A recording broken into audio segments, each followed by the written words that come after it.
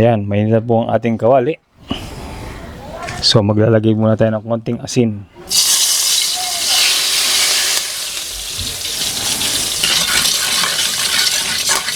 Yan. Yung gagamitin po nating karne ay baby back rib po yan.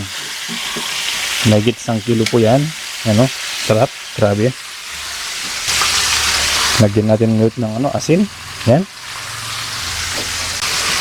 Lalagyan tayo ng paminta. Damihan natin para mas masarap. Yan.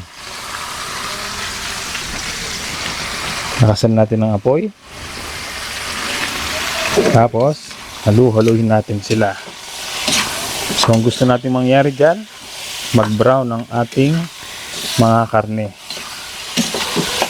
Para lumabas ang tunay na lasa ng baby back rib natin. So, maghintay tayo ng mga ilang minuto hanggang tuluyan ng mag-brown ng mga karne natin, ang mga ribs natin. Yan, no? Malipas po ang ilang minuto, medyo brown na po ang ating mga baby back ribs na pork. Yan, no? So, hindi pa ako satisfied dyan. So, gusto ko yung talagang nawala yung lansa niya. Sa ganitong paraan, lalabas po ang tunay na lasa ng ating pork baby back ribs po. Nasasarap po yung yung texture niya, yung lasa niya dahil sa ganitong paraan. So, ayusin lang natin. Tapos, takpan natin siya. Takpan natin ng mga 3 to 5 minutes sa mahinang apoy.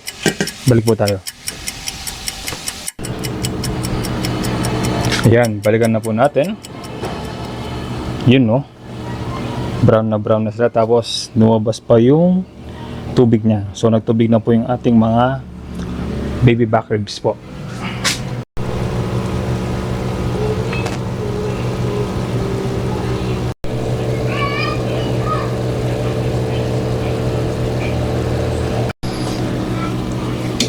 So, ang next step po natin, set aside muna natin itong mga karne at pati yung sabaw. Yan. Patayin muna natin yung apoy. So, set aside natin.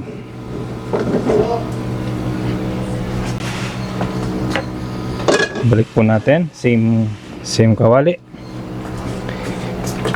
Sindihan po natin yung apoy. Maglagay po tayo ng coconut oil. Yan. Igisa na natin tong bawang. Isang ulo po yan, ha. Dinamihan ko po para mas masarap. So, gisa-gisa lang natin yan hanggang lumabas po yung aroma niya. Mas maigi po kung medyo ma-brown po ang ating bawang.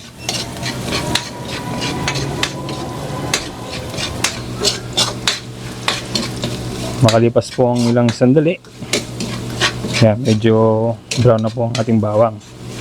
Amoy na po yung pagka-garlic niya. So, susunod na po natin lagay yung sibuyas.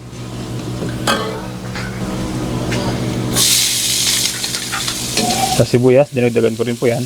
2 sibuyas po yan na puti. Grabe, oh. Nagsama yung 2 mag-asawang bawang at sibuyas. Sarap ng aroma.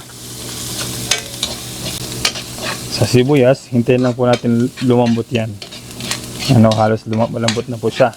Sa kalipas ng ilang segundo, siguro mga 30 seconds po. Yan, oh.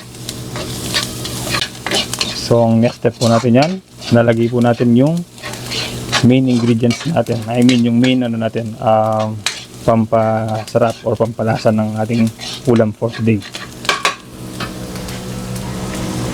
Meron tayong sangkaterba ng kamatis. Mura po kasi yan, eh. Yan. So, kailangan natin maluto yan. Kailangan natin lumambot yan. Yan, o. Yan, o. Medyo malambot yung ating So, gusto natin mangyari dyan yung malambot na malambot po. Yan, o. So, gagawin natin yan. Takpan natin para agad lumambot yung kamatis natin. So balikan natin mamaya. Ayan, balikan po natin. Yun, malambot na po ang ating mga kamatis. So piga-pigin pa natin para completely na mamash sila at lumabas na ang lasa nila. Yun, no? Grabe, ang sarap ng amoy. So yan ang pinaka main ingredients natin, yung kamatis. Bakit kamatis ang main ingredients natin? Kasi mura. Pag mura, siya ang ihanda para makamura. Okay? Kapag mahal ang ingredients, iwasan. Okay? Para makatipid. Yan. So ibalik na po natin tong baby back rib natin na pork. Yan. Sabay na natin tong sabaw niya. Yan. Tapos magdagdag pa tayo ng konting tubig. Yan, konti lang. Sakto yan para palambutin ang karne. So haluin natin para pantay-pantay ang lasa. You know, ano kayang inisip yung recipe na ginagawa natin ngayon, na niluluto natin? Palagay nyo, ano po ang niluluto natin ngayon? Yan, ayusin lang natin. Yan, kapag ayos na, takpan natin. Takpan natin ng medyo matagal hanggang lumambot yung karni po natin. Okay? Balik po tayo mamaya. Ayan, balikan po natin after 30 minutes. Yan, no? Pakita ko po sa inyo ng malapitan. Grabe, ang sarap po niyan. Yan, tignan nyo po. Nagmukhang kaldereta. Nagmukhang kinamatisan. Yung karni po natin ngayon ay malambot na. Kasi pork baby back rib po yan. So malasang malasa din po yan. Yung baboy ay isang patiner. Kung nandito lang po kayo, panigurado, maamoy nyo ito at magugutom kayo. Napakasarap ng amoy, grabe. Ano?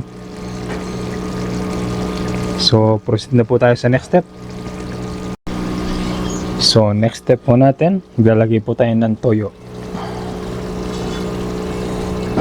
Yan, pampakulay lang po yan. Maglalagay din tayo ng oyster sauce. Yan. Mga pampasarap po yan, pampalasa. Yan. So haluhin natin. Yan, no? Grabe, ang ganda ng kulay. Parang kaldereta, oh. Makikita niyo po ba?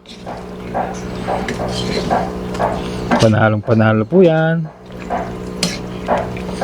Ano pong sa tingin nyo sa ating ulam for today? Masarap po ba? Yan, halu-haluin lang po natin. Yan, pakita ko po siya ng malapitan. Ganda ng kulay, di ba? Yung parang medyo brown siya. Actually, ang ginagawa natin ngayon, adobo. Adobong baby back rib sa kamatis. Yan. Yan, alam niyo na po ang ulam natin for today. Adobong pork ribs sa kamatis. Ayusin lang po natin. Yan. So next step po natin, maglalagay po tayo ng suka. Siyempre adobo po yan, dapat may suka. Ito po ang ating suka. Yan. So hayaan natin kumulo ng 10 to 15 minutes sa mainang apoy. Tapos balik po tayo mamaya. Yan po. Tingnan niyo po. After 10 minutes po yan. Tingnan niyo po ang kulay niya. Nagmukha siyang asado, menudo, at apritada. Yung kulay niya parang menudo rin, no? Ganda ng kulay. Wala tayong ginamit na tomato sauce dyan. Puro kamatis lang. Halos. Tapos naglagay tayo ng konting toyo. Yan, no? Naglagay din tayo ng suka. Kasi nga, adobong pork ribs yan. sa kamatis. Kaya meron po siyang suka. Yan o. Tignan niyo po. Napakasarap. Grabe. Bago po natin tapusin ang ating binuluto, actually patapos na yan. So ini-invite ko po kayong mag-click sa aming sa membership. So click nyo lang po yung join button beside subscribe po. Yan. So tatapusin na po natin itong ating video. Pakita ko lang po kung gaano siya kasarap. Yan o. Tingnan nyo po yung salsa niya. So kung gusto nyo nung medyo masabaw, add lang po kayo ng konting tubig. Tapos pakuluin nyo pa siya. Pero sa akin okay na po yan. Yung nagmamantika at masarap na paldong-paldong sarsa. Yan po yung tsura niya sa malapitan. Napakasarap po. Panalong-panalo po yan. So ini-invite ko po kayong mag-subscribe po sa aming YouTube channel. Pag-share na rin po at mag-comment para sa mga susunod na video at updated po kayo. Yan. So final touch natin, lalagay tayo ng dahon ng sibuyas. Yan.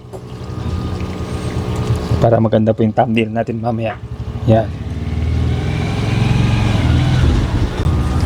Lalagay din po tayo ng konting toasted garlic. Yan. Panalong panalo ang thumbnail natin. Ang ganda niya.